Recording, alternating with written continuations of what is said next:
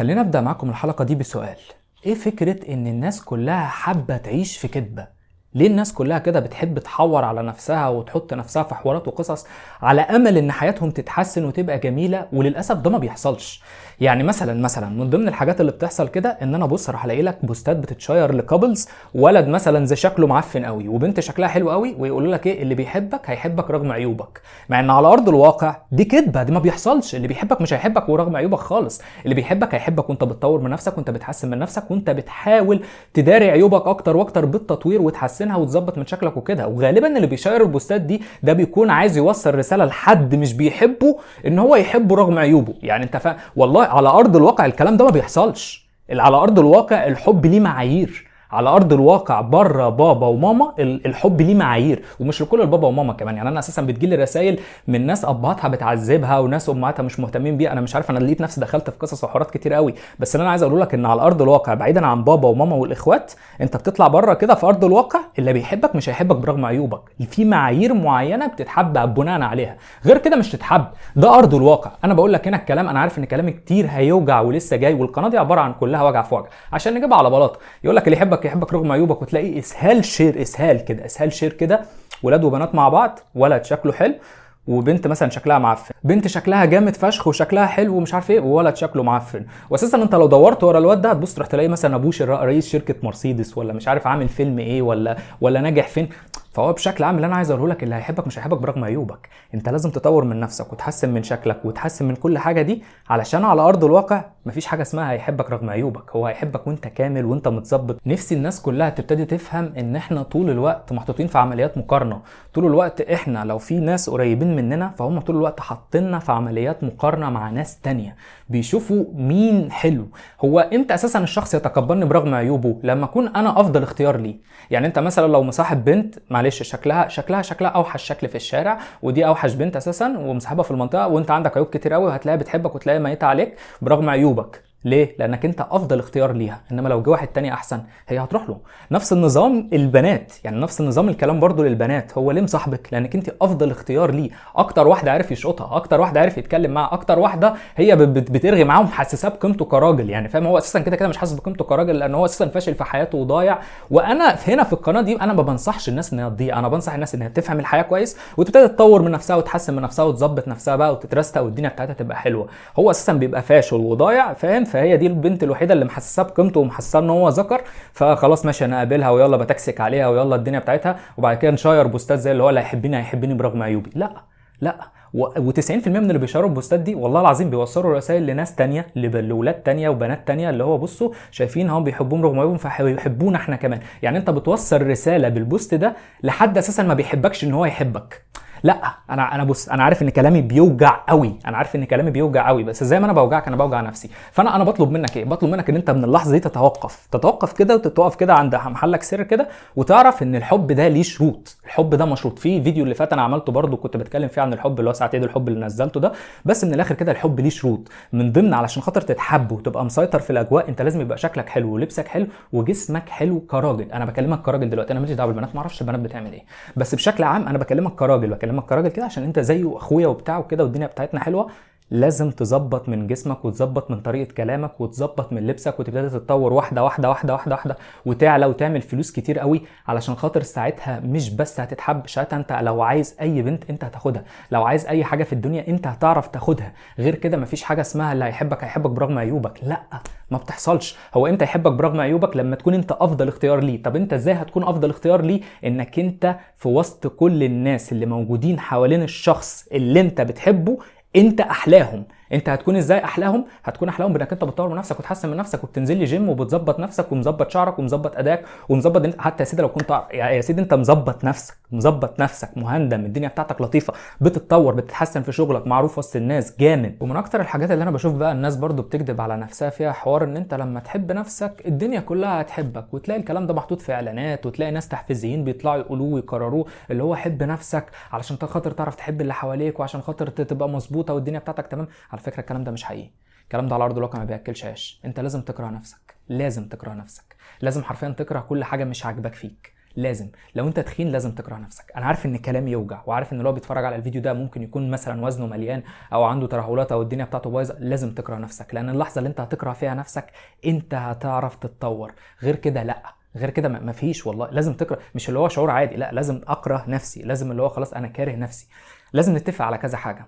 انت كل ما كدبت على نفسك كل ما الحياه هتصعب اكتر واكتر، وكل ما انت هتتحط في دماغك اسئله ملهاش اجابه حرفيا عشان اجيبها لك على بلاطه. وانا الكلام اللي بقوله ده يعني بعد معاناه طويله قوي. عارف ان كلامي يوجع، بس عارف بص، عارف الوجع اللي هو يحسنك. يعني انا عايزك تاخد الموضوع ده بشكل كده، بشكل رحب، اللي هو الوجع هيحسنك. انت تخين اكره نفسك عشان اجيبها لك على بلاطه.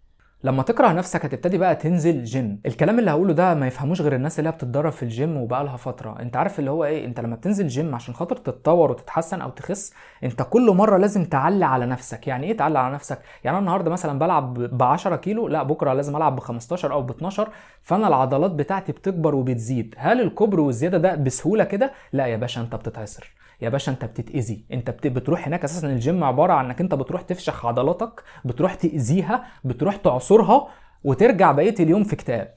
ليه؟ عضلاتك موجوعه. انا ما بكلمش حد بقى اللي هو قاعد في البيت او راح جيم شهر قاعد يتدرب بنفس الاوزان ويهزر هو واصحابه ويعمل الوزن على قد ما يقدر. لا، انا ببقى داخل التشكيله الواحده وببقى طالع منها انا حاسس ان انا اذيت جسمي. انا حاسس ان انا اذيت جسمي. تخيل انت بتعمل ده مثلا لمده ساعتين طوال، وبعد كده تطلع انت عندك حاله اكتئاب شديده. هل ده منظر واحد بيحب نفسه؟ ويفضلوا يقولوا لك ايه؟ يقول لك انا بروح الجيم عشان بحب نفسي. لا خالص اطلاقا.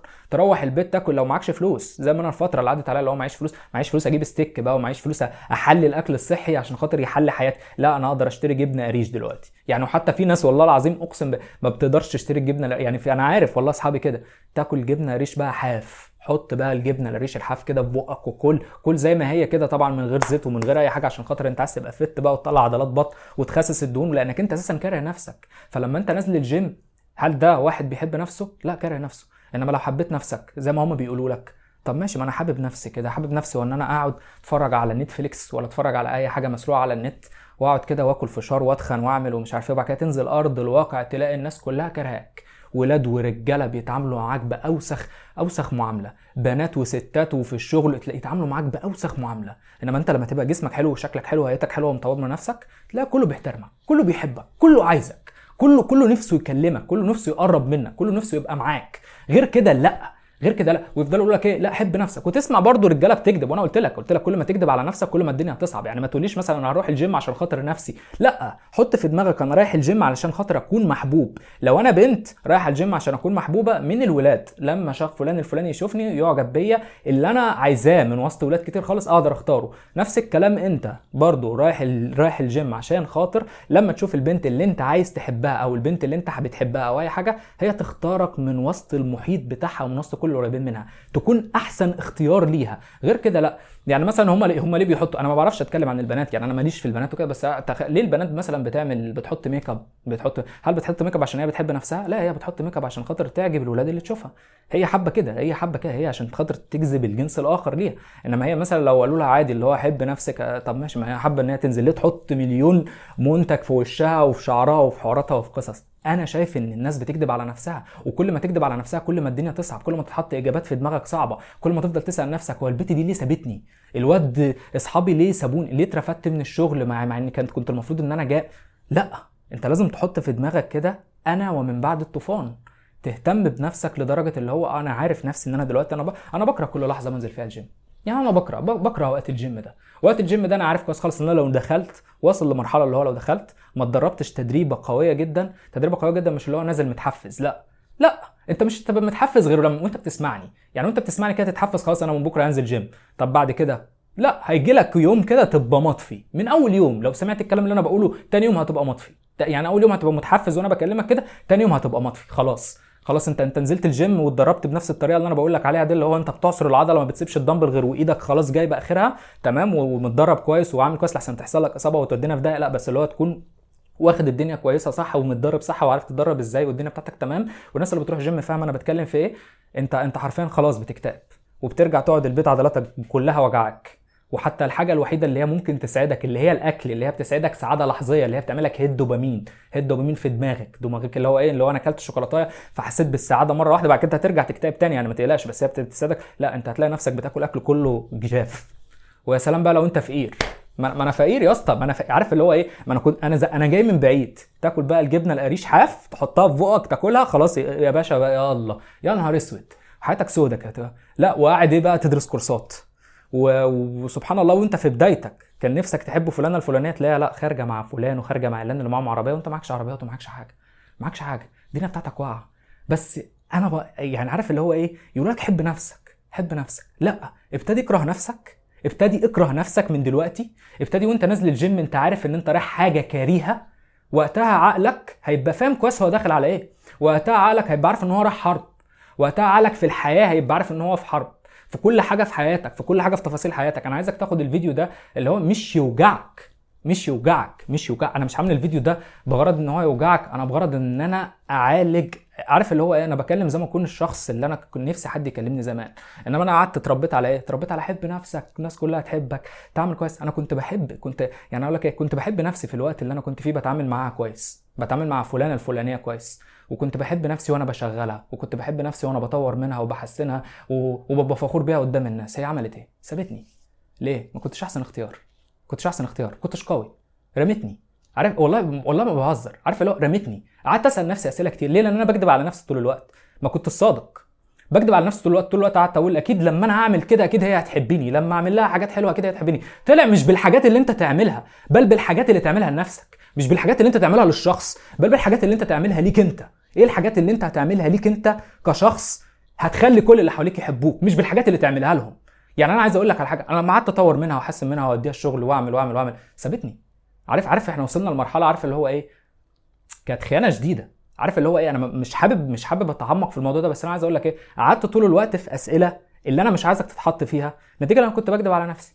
انما لما اتطورت واتحسنت وبقيت تمام وبقيت زي الفل، الناس كلها حباني، الناس كلها عندها استعداد تعمل اي حاجه عشان خاطري، الناس كلها. ليه؟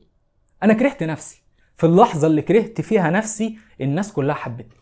في اللحظه اللي انا جيت فيها على نفسي وكسرت نفسي الناس كلها حبتني. اقعد مع نفسي كده في البيت، اقعد ادرس مونتاج وتصوير واضاءه وكلام قدام الكاميرا ومش عارف وايه، واطلع بره اشتغل واقعد افشخ نفسي في كورسات، وبعد كده اروح الجيم وارجع اكل اكل معفن في الوقت اللي هم فيه بيطلعوا وبيخرجوا والدنيا بتاعتهم تمام واصحابي زي الفل والدنيا بيس. فانا عايز اقول لك ايه، انا بكره نفسي في كل مره بنزل فيها، وبكره نفسي في كل مره بحط حدود مع اصحابي، وبحط حدود حتى مع العملاء، اللي هو ايه، انت ليك تعديل واحد. يعني انا بمنتج له فيديو، ليك تعديل واحد، اكتر من كده هتدفع فلوس اكتر. يقول لي لا ومش لا، خلاص الرزق كده كده بايد الله. انا ياما اتنزلت وما خدتش حقي، خلاص. فانا بقيت بتعامل مع الله يا باشا. مفيش حاجه اسمها حب غير مشروط، ودي ان شاء الله انا بنعمل لها حلقه. وانا حبيت الحلقات اللي فيها قسوه كده تكون قبل رمضان، لان في رمضان انا عايز اهدي الريتم شويه، بس انا ما اظنش ان انا ههدي الريتم في اي حلقات من حلقات القناه دي كده مني ليكوا، فاهم اللي هو ايه، بنحكي مع بعض، فانا هرزع فيها على طول.